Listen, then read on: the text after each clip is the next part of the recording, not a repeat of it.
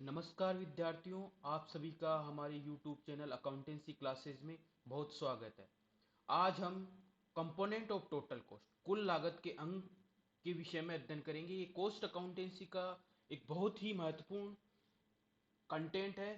जब भी हम किसी उत्पाद की कुछ कुल लागत ज्ञात करने के उद्देश्य से एक लागत विवरण पत्र बनाते हैं, कॉस्ट शीट, तो उसमें ये prime cost, works cost, cost of production, total cost आदि का कैलकुलेशन किया जाता है। तो आज हम इस वीडियो में ये जानेंगे कि ये कॉस्ट किस प्रकार से कैलकुलेट की जाती है।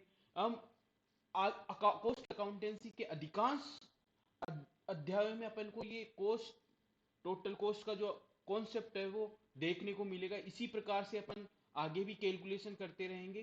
तो चलिए आज हम इसके कॉन्सेप्ट को समझने की कोशिश करते हैं।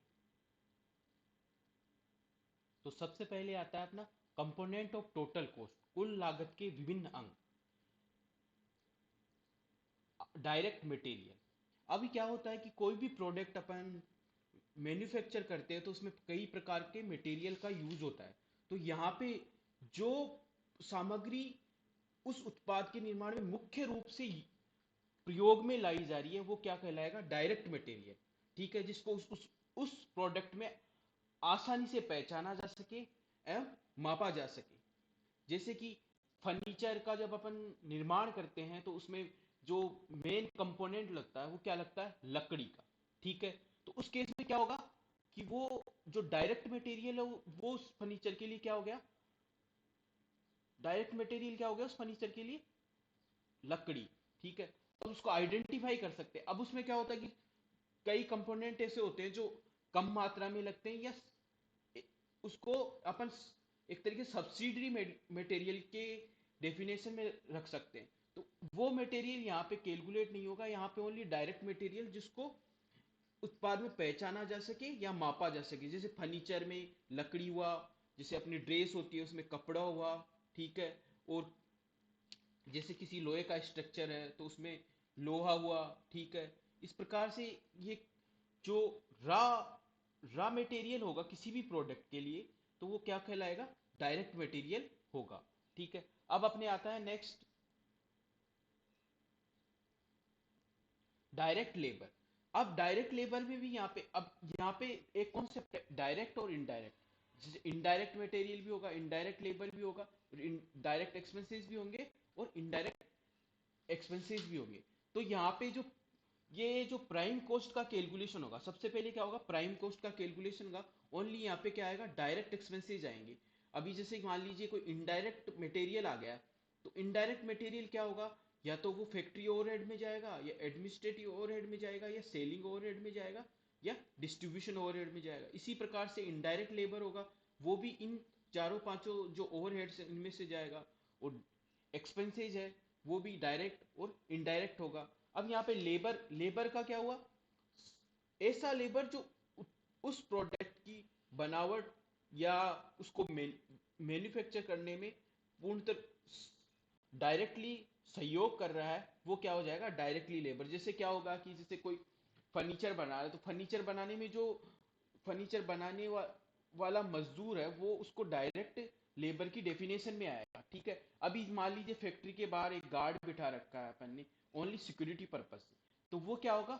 वो इनडायरेक्ट लेबर की डेफिनेशन में आएगा, वो डायरेक्ट लेबर की डेफिनेशन में नहीं आएगा, वो फैक्ट्री ओवरहेड में चला जाएगा। तो इस प्रकार से जो उस स्पेसिफिक प्रोडक्ट में जो डायरेक्ट मटेरियल और डायरेक्ट लेबर इन्वॉल्व है वो प्राइम कॉस्ट में कैलकुलेट होगा।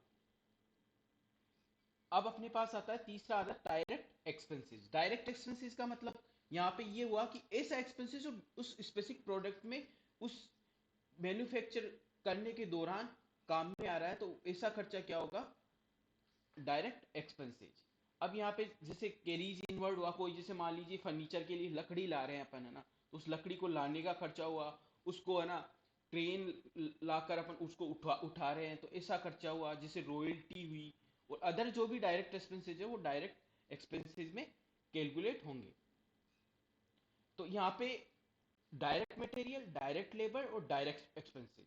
ठीक है, अब ये तीनों चीजों को जब अपन योग करेंगे तो अपने पास क्या आएगा? प्राइम कॉस्ट आएगी, मूल लागत। ठीक है, प्रत्यक्ष सामग्री, प्रत्यक्ष श्रम, प्रत्यक्ष व्यय के योग को कुल प्रत्यक्ष लागत या मूल लागत कहते हैं। ठीक है, तो यहाँ पे क्या हुआ, डायरेक्ट डायरेक्ट वर्ड है। ठीक है, अब इनडायरेक्ट मटेरियल भी हो सकता है, इनडायरेक्ट लेबर भी हो सकता है, इनडायरेक्ट एक्सपेंसेस, जो कि अपने संबंधित जो भी ओवरहेड होगा उसमें जाएंगे। लेकिन यहाँ पे प्राइम कॉस्ट कैलकुलेट करने के लिए क्या होगा, prime cost equal to direct material, direct wages, direct expenses. अब यहाँ पे क्वेश्चन में समस्या क्या आती है कि अपन जो खर्चे होते हैं उनको बांट नहीं पाते कि ये खर्चा डायरेक्ट है इनडायरेक्ट है। ठीक है, तो वो जब अपन क्वेश्चंस की प्रैक्टिस करते हैं तो अपने आप अपने को धीरे धीरे आने लग जाता है। ठीक है, अब यहाँ पे क्या है कि डायरेक्ट मटेरियल जैसे मैंने बताया कि वो स्पेसिफिक प्रोडक्ट के लिए अलग अलग हो सकता है। ठीक है, किसी प्रोडक्ट के लिए डायरेक्ट मटेरियल डायरेक्ट हो सकता है तो किसी दूसरे प्रोडक्ट के लिए वो इनडायरेक्ट हो सकता है। तो आपको विशेष रूप से ये ध्यान रखना है कि जब प्राइम कॉस्ट का कैलकुलेशन होगा तो जो प्रोडक्ट अपन बना रहे हैं उसमें जो डायरेक्ट मतलब उसको उस प्रोडक्ट में जिसको मापा जा सकता है, अच्छे से आइडेंटिफाई किया जा सकता है, वो सामग्री क्या होगी, प्रत्यक्ष सामग्री होगी। और जो उस सामग्री के निर्माण में जो लेबर लगा हुआ है, जो मजदूर लगे हो, वो डायरेक्ट लेबर की डेफिनेशन में आएंगे। डायरेक्ट एक्सपेंसेस मैंने बता दिए कि उस समय उस जो मैन्युफैक्चर करने के दौरान जो भी उस प्रोडक्ट में जो भी खर्चा होता है वो डायरेक्ट एक्सपेंसेज हो जाए। इन तीनों का जो टोटल होगा वो प्राइम कॉस्ट होगा। ठीक है, इस प्रकार से ये अपने पास इन तीनों का टोटल क्या आ गया, जो ये ग्रीन बॉक्स में दिख रहा है ये प्राइम कॉस्ट आ गई। अब इस प्राइम कॉस्ट में यदि अपन फैक्ट्री ओवरहेड जोड़ देते हैं, ठीक है, फैक्ट्री ओवरहेड जोड़ देंगे तो क्या आ जाएगा, वर्क्स कॉस्ट या फैक्ट्री कॉस्ट। प्राइम कॉस्ट में क्या जोड़ेंगे, फैक्ट्री या वर्क्स ओवरहेड। अब यहाँ पे मैंने बताया आपको कि जैसे फैक्ट्री के अंदर कोई अपन ने गार्ड बिठा रखा है ना, और जैसे फैक्ट्री में कई तरह की मशीन्स होती हैं, तो मशीन्स में जैसे ऑयल लुब्रिकेंट का खर्चा है, फैक्ट्री का कोई किराया है, उसका कोई बीमा वगैरह करा रखा है, फ्यूल है, इलेक्ट्रिसिटी है। इस प्रकार से जो फैक्ट्री से संबंधित कोई भी खर्चा होगा वो क्या होगा, प्राइम कॉस्ट में जब जुड़ जाएगा। ठीक है, तो क्या होगा, अपने पास क्या आएगा, फैक्ट्री और वर्क्स कॉस्ट। यहाँ पे जब भी क्वेश्चन अपन सोल्व करेंगे तो अपन जब इन ओवरहेड्स को अपन अलग अलग डिवाइड करेंगे तो अपने आप जो फैक्ट्री के ओवरहेड्स हैं वो अपने पास क्या हो जाएंगे, अलग से दिख जाएंगे। अब यहाँ पे ये जो prime cost plus factory overhead है, इसको जब अपन टोटल करेंगे तो अपने पास क्या आएगा, फैक्ट्री और वर्क्स कॉस्ट, कारखाना लागत आ जाएगा। अब यहाँ पे क्या किया अपन ने, प्राइम कॉस्ट में क्या किया, फैक्ट्री ओवरहेड को जोड़ दिए, तो अपने पास क्या आ गया, फैक्ट्री एंड वर्क्स कॉस्ट। अब इसमें क्या करेंगे, ऑफिस ओवरहेड, ऑफिस ओवरहेड अपन जोड़ देंगे, कार्यालय व्यय यदि अपन जोड़ देंगे तो अपने पास क्या आएगा, कॉस्ट ऑफ प्रोडक्शन या ऑफिस कॉस्ट। फैक्ट्री और works cost plus office overhead क्या हो जाएगा, ऑफिस कॉस्ट या कॉस्ट ऑफ प्रोडक्शन। क्योंकि उस ये जब फैक्ट्री कॉस्ट में ऑफिस ओवरहेड जोड़ देंगे तो उसकी कॉस्ट ऑफ प्रोडक्शन, उसकी उत्पादन लागत अपने को प्राप्त हो जाएगी। अब यहाँ पे आता है ऑफिस ओवरहेड। ऑफिस ओवरहेड में क्या होगा कि जैसे मान लीजिए अपने ऑफिस में कोई क्लेरिकल स्टाफ रख रखा है, अकाउंटेंट रख रखा है, कि जैसे फैक्ट्री में कई तरह के खर्चे होते हैं उनका हिसाब किताब करने के लिए।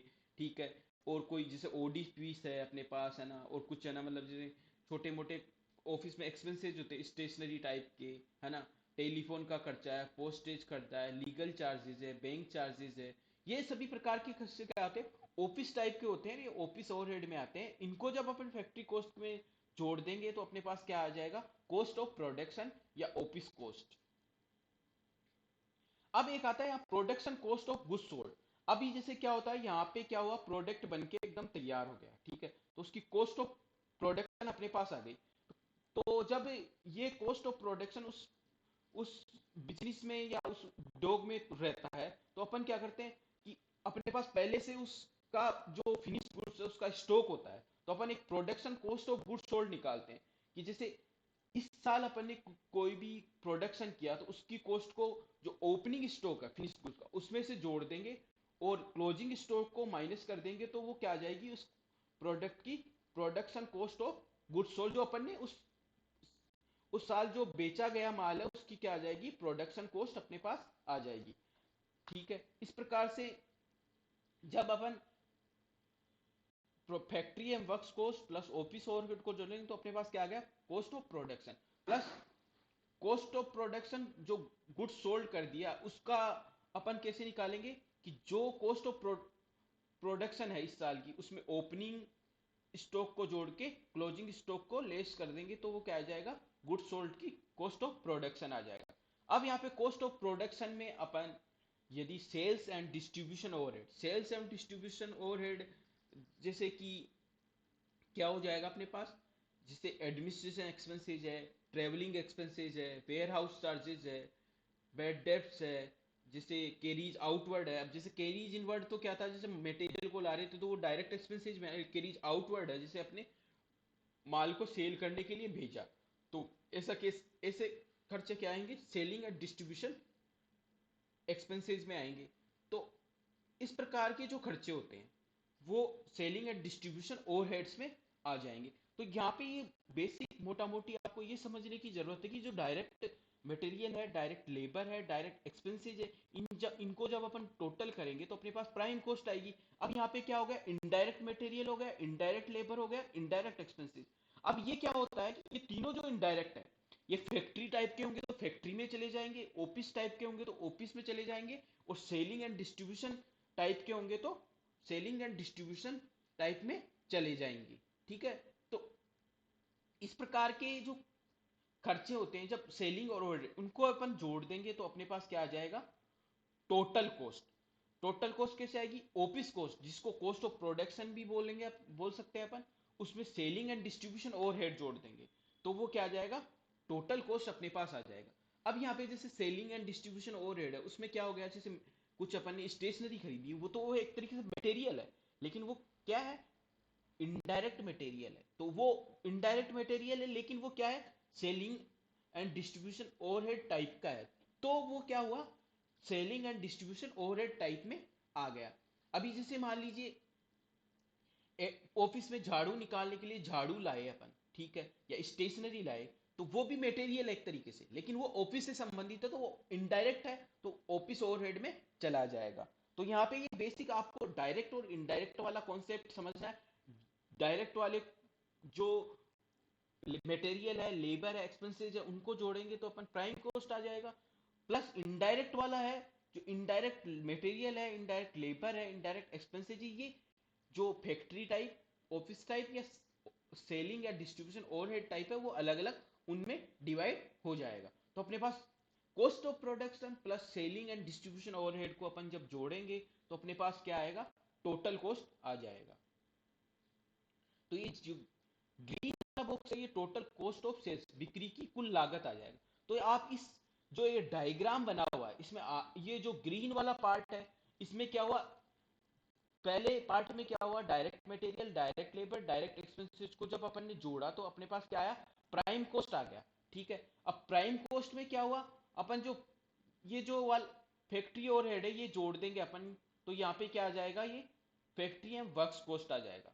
ठीक है, अब इसी प्रकार से अपन इसमें ऑफिस ओवरहेड को यदि इस फैक्ट्री एंड वर्क्स कॉस्ट में जोड़ देंगे तो अपने पास क्या आ जाएगा, कॉस्ट ऑफ प्रोडक्शन आ जाएगा। अब पोस्ट कॉस्ट ऑफ प्रोडक्शन में सेलिंग एंड डिस्ट्रीब्यूशन ओवरहेड जोड़ देंगे, टोटल कॉस्ट ऑफ सेल्स आ जाएगा अपने पास। तो इस प्रकार से अपने पास क्या आएगा, टोटल कॉस्ट आ जाएगा। ठीक है, नेक्स्ट अपने पास है टोटल कॉस्ट ऑफ सेल्स आ गया। अब इसमें अपन यदि प्रॉफिट जोड़ देंगे, ठीक है, तो क्या आ जाएगी, सेल्स आ जाएगी, मतलब सेल्स प्राइस आ जाएगा। सेल्स इक्वल टू क्या हो गया, कॉस्ट प्लस प्रॉफिट। ठीक है, अब एक तरीके से ये इक्वेशन हो गया अपने पास। अब इसमें अपन यदि इसको देखें कि प्रॉफिट क्या हुआ, तो सेल्स, जो सेल्स प्राइस है उसमें से कॉस्ट घटा देंगे तो वो क्या आ जाएगा अपने पास, प्रॉफिट आ जाएगा।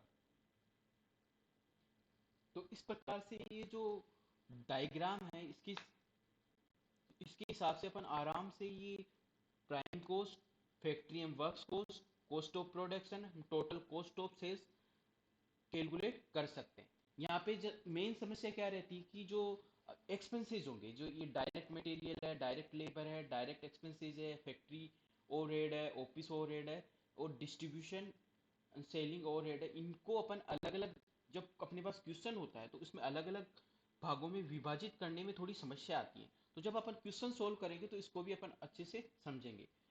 ठीक है, इस प्रकार से ये अपने पास क्या आ जाएगी, टोटल कॉस्ट ऑफ सेल्स। तो यहाँ पे क्या होगा, सेल्स का इक्वेशन क्या होगा, कॉस्ट प्लस प्रॉफिट, या sales equal to cost plus profit, और profit equal to sales minus cost.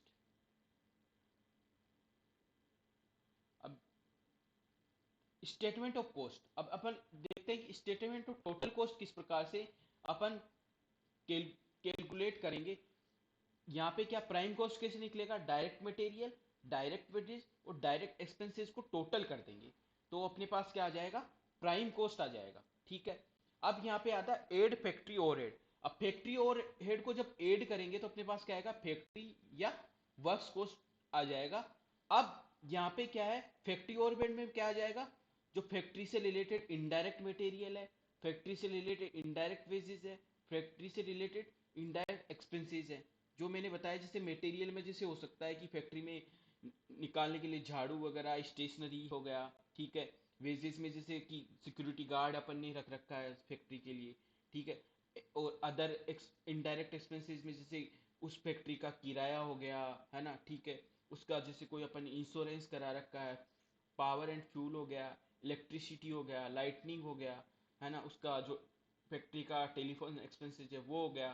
तो वो जो सारे ओवरहेड अपन जोड़ देंगे उसमें, फैक्ट्री एंड वर्क कॉस्ट में, तो फैक्ट्री प्राइम कॉस्ट में, सॉरी, तो वो फैक्ट्री एंड वर्क कॉस्ट आ जाएगा अपने पास।